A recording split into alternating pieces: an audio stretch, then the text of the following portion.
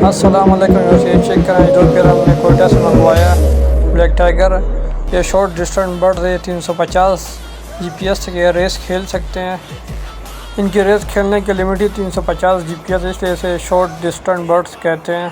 ये हमारे भाई ये कोयटा में जाकिर भाई, तो उनसे मंगवाया। पहले भी उनसे रेसर बर्ड मंगाया था, तो उनके पट्ठों ने सेकंड पोजीशन लिया रेस में। तो उनके बर्ड का रिज़ल्ट बहुत अच्छा है, इसलिए उनसे ये 2 पेयर और भी मंगवाया।